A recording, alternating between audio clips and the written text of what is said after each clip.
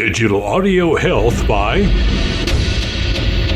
Symatrax.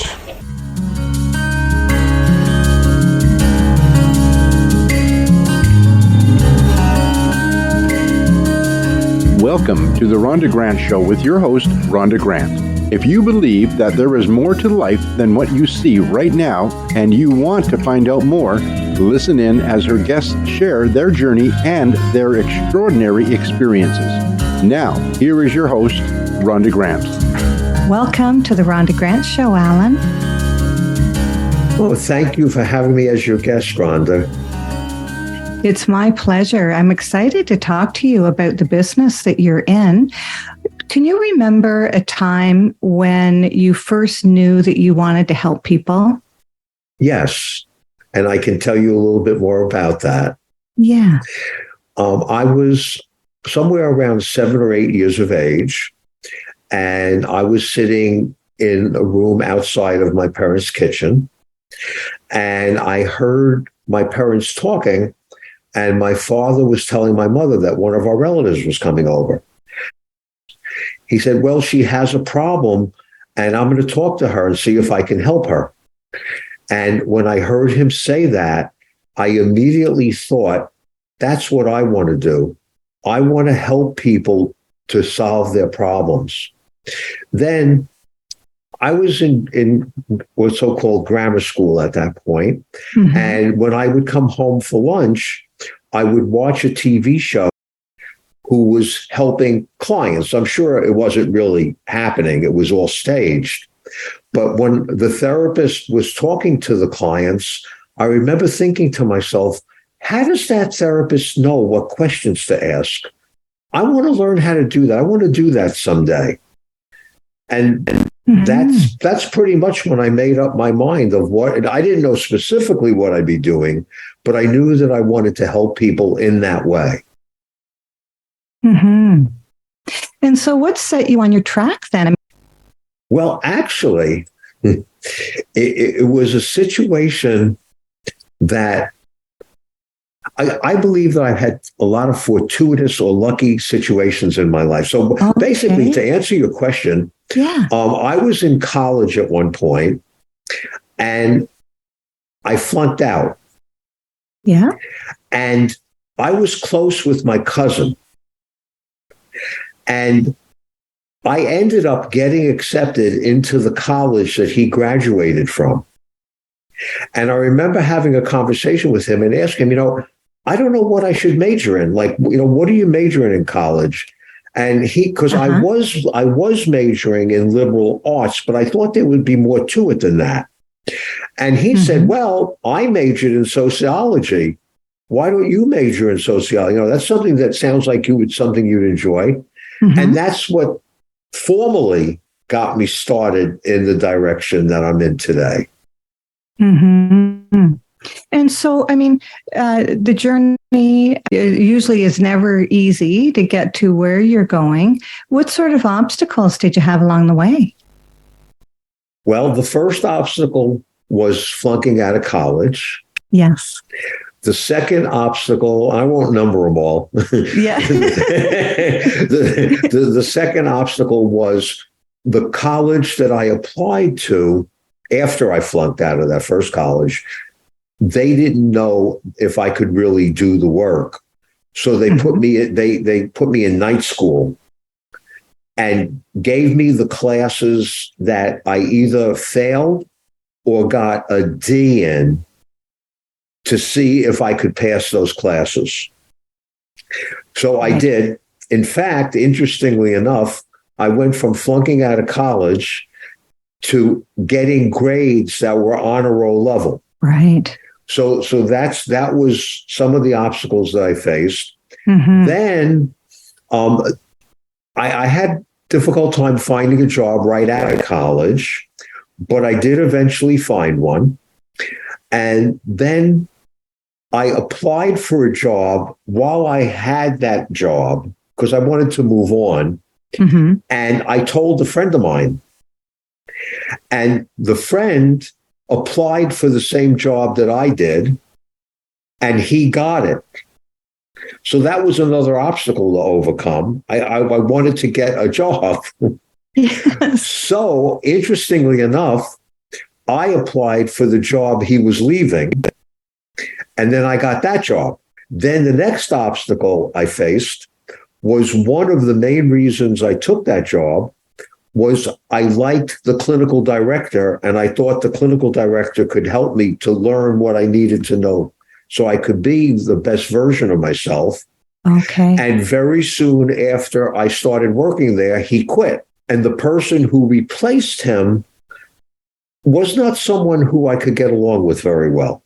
Oh, that would be a challenge. That was a big challenge because she questioned everything. She was highly critical and judgmental. Mm. So my next challenge was to find another job because there's no way I could work under her. It was impossible. Got a job as a counselor in a vocational high school. Yes. The principal was very, very difficult to work for. He was the type of person that if he called you into his office to talk to you, he would record it and not let you know he was doing that. Yeah, that might have been illegal. Yeah, I think it probably was. Yeah. So luckily, I got transferred into the night division of that school. Okay. My challenge there was the principal drank a lot. And at one point, he just turned on me. We went from having a very reasonable relationship to all of a sudden, he made up rumors about me, and he spoke to the teachers and said I was saying things that I didn't say. Uh-huh. So obviously my challenge was to get out of there. Yes. So I got out of there, and what ended up happening was I knew someone who was working in a mental health clinic, and there was an opening there. So I ended up working there, and the secretary knew of a college that was local that was training marriage and family therapists. Yes. So I went there. My challenge there was I had some personal challenges. So I had to take time off 1 or 2 times. But my other challenge was when I got to the dissertation level, there were certain people on my committee, and every so often one of them would quit. So I would have to find somebody else. So that delayed my getting the dissertation done.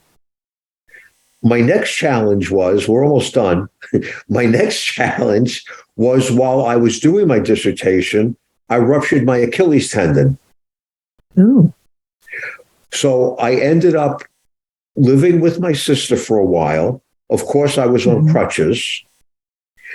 And I had to get a ride to the library whenever I could and work on the dissertation as often as I could. Right. And then that challenge continued. I was on crutches when I went for my defense of the dissertation. Uh-huh.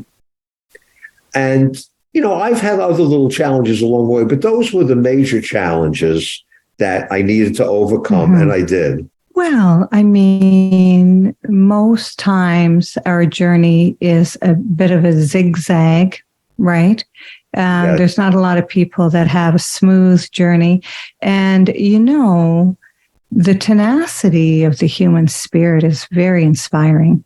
You knew what you wanted to do, and the universe, it looks like or sounds like we're putting these people in your way, and you just kept showing it over and over again that you had what it takes to stick with it. So did you always work for somebody, or did you start at one point? Did you start out on your own? Are you an entrepreneur? Yes. Several years ago, I started a private practice when I was living in New Jersey. And then it became too much for me with the job, the full-time job I had. Oh, yes. So I let that go. I continued to work full-time. And then I moved to Arizona when I still worked for somebody there. Mm-hmm. And then when I moved to Texas, I did work for a hospital for a while. And then I left that job and started the private practice that I'm in today. Mm-hmm. And so do you enjoy your private practice over the institutions that you worked for along the way? Well, I would say I enjoyed both for different reasons. Uh-huh. I enjoyed working for the institutions because I like being around people. Yeah. And one of the jobs I had was I was clinical supervisor in an outpatient drug and alcohol clinic. Okay. So I enjoyed helping other counselors to improve what they were doing. Okay. I also, obviously, I enjoyed the steady salary. And I also enjoyed the structure. In Yes. terms of the private practice, I enjoy the freedom and I enjoy the opportunity to meet so many different people, and I can do different things in a private practice. So, for example, there have been times where I've given talks when I was working for somebody, I didn't have that much freedom because I needed to be at where I was working. Exactly. Uh-huh. Whereas today you can schedule an interview as one of your appointments, basically. Yes. Right? And a golf game in the morning or the afternoon if you like to golf. Yeah. Yeah. It's an entrepreneur, it's long, can be long hours, but the freedom, myself, I enjoy the freedom of my life. I get up when I want to, I work when I want to, and I vacation when I want to. And I don't have to ask anybody. I just ask if my pocketbook is big enough that I can, But I really enjoy the entrepreneurship. And so, but I mean, it's a risk, eh? You have to have a lot of confidence in yourself that you're going to make it happen. And sometimes keeping that full-time job and starting your practice until you build it up is a safety net. So if it doesn't work out, if you don't have enough clients, then you still have your full-time job. But the interaction of other human beings, there's a lot to be said for that. I love to get together with my friends just to go to dinner, just to maybe have lunch together during the day. How about you? Do you like to just get together with other people so that you don't feel so isolated? Yes, definitely. I definitely enjoy being with people. And like you said, whether it's going for dinner or just getting together and having a chat, it really contributes to a nice balance of, like what you're saying, the so-called isolation of being in private practice. Yeah, because a lot of entrepreneurs are pretty much addicted to what they do. I mean, they're working, and they put their head up and, 4 or 5 hours have passed and you don't even realize that that's what's happened. When we talk about your practice, is there any special memory or incident where you really felt that you had made a huge difference in some people's life, or do you feel that way all the time? And is this your driving force? Well, I would say yes to both those questions. Okay. Yeah. One, it's definitely a driving force. Yeah. I can't always know the extent of difference I've made in somebody's life. Right. But by focusing on my intention to be the most helpful to the person, that's definitely a driving force for me. Mm-hmm. And actually, I had an experience recently where I was not able to continue meeting with people for a short time. I had a health challenge. Mm-hmm. And when I started meeting with people again, there was a young woman that I met with. And as we were talking, she sort of got a look on her face, and I didn't quite understand what was happening. Uh-huh. And I said something to her, and she just stopped. Mm-hmm. And I hesitated, because sometimes I have found that it's better, give the person a chance to say what they're going to say. Don't keep pushing at it. Right. And then all of a sudden, she started to cry. And I said, "Oh, what's happening now? What's causing you to cry?" Yeah. And she said, "I don't want you to go away." she knew I had the health challenge, and she thought that maybe something really serious would happen. Okay. So by her saying that, at that moment, I remember thinking exactly what you asked me. Wow, I must be making a really big difference to her. Oh, yes. Oh, yes. Yeah. I almost started to cry. It tugs at your heart. And, from what I've heard is that people can really get attached to their counselors because it's the counselor that knows more than anybody else that they would ever tell. And so the trust level must be enormous. And to think that you were going to lose that, she was going to lose that with you, was overwhelming to her. What a tender time. Yes. That's a very tender story.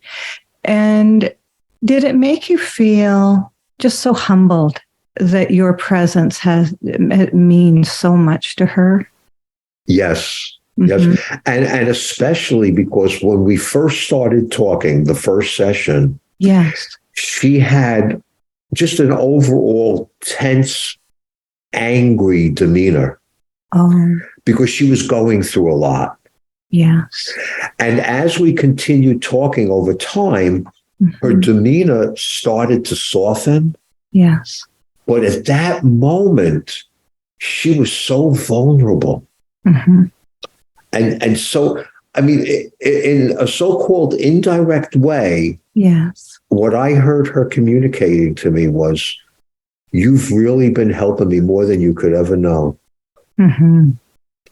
And from that point forward, she started making even bigger changes in her life. Oh, yes. Yeah. Mm-hmm. She just took everything in and did it. And of course, that really touched me because she's a young woman, very young. Yes. and she has a whole life ahead of her now. Mm-hmm. And the direction she was going, she was very, very unhappy. Yeah. And that's all shifted now. Mm-hmm. Well, it was her trust in you that allowed her that vulnerability. And when she was vulnerable, you responded in a way that helped her move forward. I mean, that's a gift. I mean, you were truly gifted. Yeah. And I can tell you one of the things that we first talked about that fit right into what you just said that contributed to her being able to trust me. One of her first questions to me in her first counseling session was, do you ever work with older adolescents? So I jokingly said, no, you're the first one. And she didn't know whether I was joking or not. And I said, no, really, I'm joking. I said, no, I've worked with adolescents. And she said, and have you talked to them about this? And have you talked to them about that? I think that gave her some initial reason to trust me, that I had the experience and I would understand what she was talking about. And then she would talk about something and she says, what I'm saying to you is so stupid. You probably don't even want to hear it. And then I said to her, well, first of all, I don't think what you're telling me is stupid. And second of all, you need to talk to me about it so you can get past the challenge that you're facing. And I think that also helped her to trust me. Wow. That's a really, really important story. Did you have another one that you can share with us? Yes, actually, I could. There was a woman that I was counseling, and she was having relationship challenges. And one of her challenges was that she was not able to achieve sexual satisfaction. So one of the things that I talked to her about was if she was willing to explore with me what she might be contributing to her not being able to have the satisfaction that she wanted. And she talked about how she doesn't trust men. Yeah. And, she doesn't trust they're going to stay. There were several things that she didn't trust. And I listened very carefully to her comment, I don't trust men. And what I said to her was, I'm going to tell you something, and I want you to know I'm saying this from a purely professional point of view. I don't want you to misunderstand what I'm going to tell you. Yeah. I said, I'm curious. Do you trust me? And she said, yes. And I said, and half jokingly, I'm going to say, I'm a man, right? Mm-hmm. She says, yeah. And she just like froze. That was like such an insightful moment for her. Oh, yes. She never thought of that. And very soon after that, whether it was the next counseling session or session, everything had shifted for her. She was dating somebody at the time. Yes. And everything shifted for her. Because she realized she could trust. It was a question of not trusting everybody. You have to see if you can trust. Yeah. And sometimes men and women continue to attract the same type of person to them, and they don't even realize that they're doing it. But their friends might know, but they don't know. They don't see it. The veil is down over our eyes sometimes, that we don't realize that we continue to court the same bag of goods.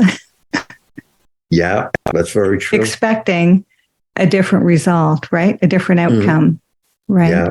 And so that's very powerful. Our listening audience, this is the first I've had a counselor on the show. And so I'm sure that they are going to really remember these stories, because it's not often that we get to have an insight, because a lot of people are afraid to go to and get help. They would rather bury it down than share a part of them. Do you find that with your practice? When they come in, they're such a ball of nerves that they almost can't, they don't know where to start? Yes. I do have that experience sometimes. Mm-hmm. And one of the things that sometimes contributes to that for some people is their culture. Oh, right. Dictates, in a sense. Again, if you go to a counselor, it means you're crazy or sick. Yeah, there's a bad history, right, with that. Yes. So they have to overcome that. And we'll talk about that within the first session or two or three. And I always do my best to help them to know that I don't think that way. I understand that that's what they've grown up with. And I also give them credit for not letting that stop them from seeking the help that they needed, because they weren't able to resolve their challenges on their own. And I acknowledge what a big step that must be for them to overcome that message they grew up with and still look for the help that they wanted. Of course. And do they feel a sense of safety when they can actually go to your home, if you have an office in your home, instead of a hospital or a clinical situation where other people might see and know? Do you find that your client relaxes sooner because they're in a different environment than a hospital? Sometimes. I've always met with clients in an office. The last office I had was in a very big office building. Yes. And there were one or two people that told me they were concerned that their colleagues would see them going to where they were going. Yes, but that's what I wondered. Yeah, but that hasn't been a big problem that I've encountered with clients. Yeah. You're listening to the Rhonda Grant Show right now, whose podcast has been treated with digital audio health by my sponsor, Simetrex. And today, I'm speaking with Alan Simberg. Alan, can you let the audience know how they may reach out to you? Yes, I have two different websites. Right. It's alansimberg.com and lifemastorywithalan.com. Nice. They can also email me. It's alan@alansimberg.com. Can you let people know how to spell Simberg? Sure. It's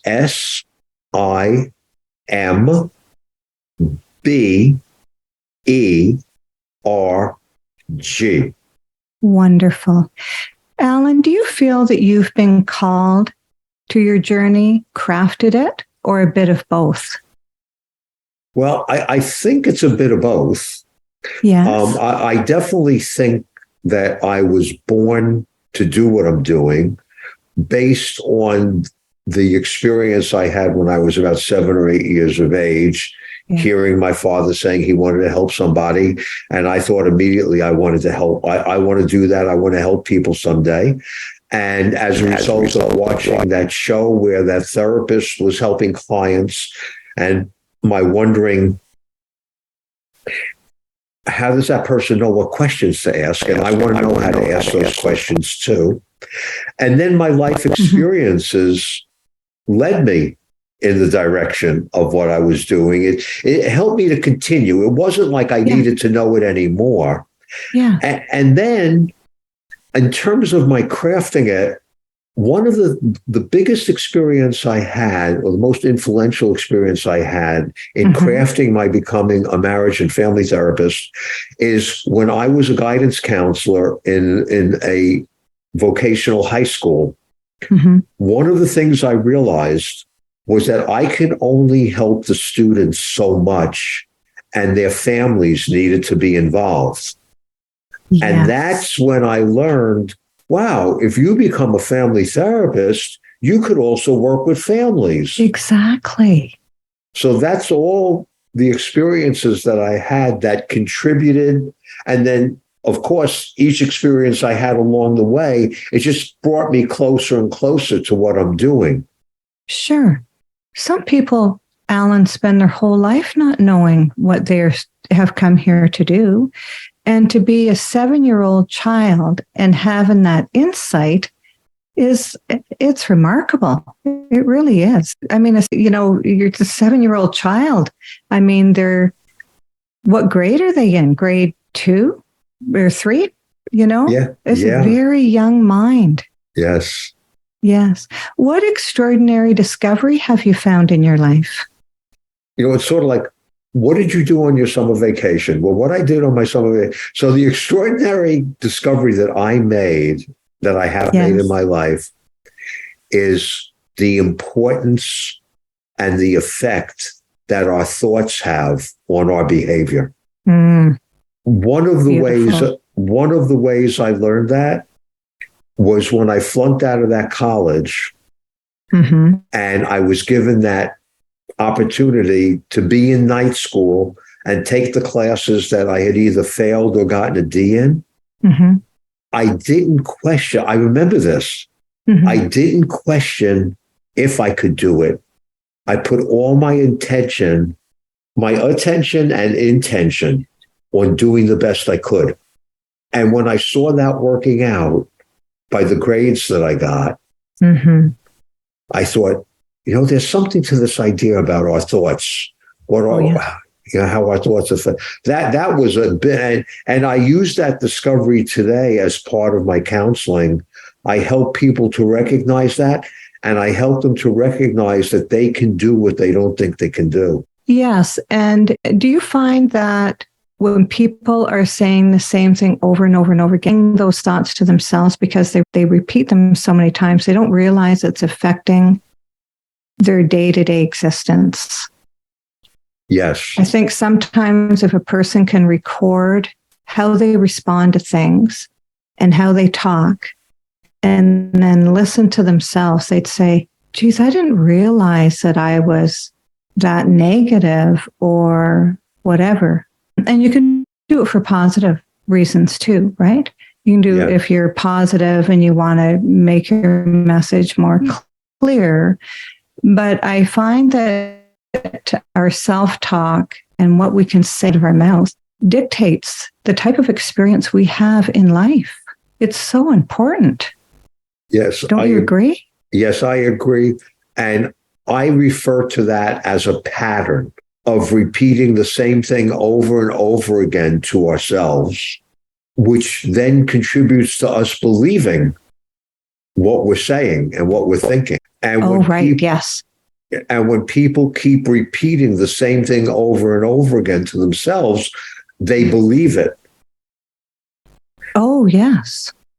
So what I do is I suggest a different way to think about those things. Okay. And as the people start to change their thoughts, they notice that their behavior changes and they start to accomplish the goals that they want to accomplish. Yes, fantastic. What a great teaching. Along with that, is conscious awareness. And that's why if you are not living the true life that you should be living, you need to reach out to Alan so that he can reflect back to you exactly what you're saying and help you to change those thoughts so that you may have a better day, a better life. Right, Alan? Yes. The only thing that I have to add about reaching out to me is I could answer a few questions, but if anyone wants to become a client, I'm only meeting with clients virtually. Right. And I can only meet with clients that live in Texas or New Jersey. Right. And that's a licensing. Yeah. Yes. Yeah, that's because you're licensing. So there you have it. Is there anything else you'd like to talk about before we wrap up the show? Well, one other quick thing I want to mention is that I have a self-published book, and the name of the book is Back to Living. Yes.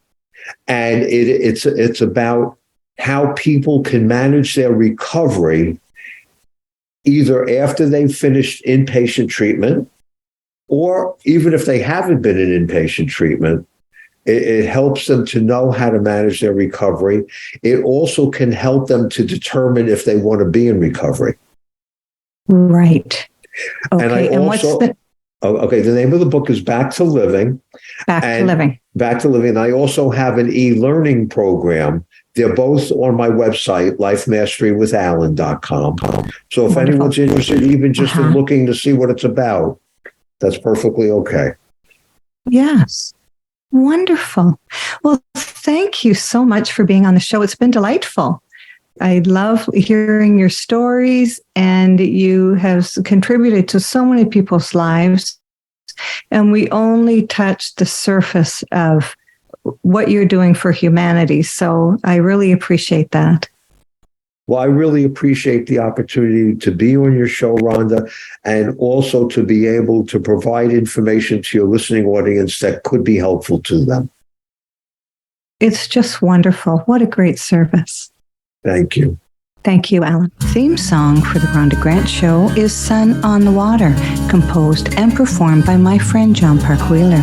This is Rhonda Grant with the Rhonda Grant Show, author of Magical Forces Within, Extraordinary Discoveries in an Ordinary Life, inviting you to look for the magical forces within yourself today and every day.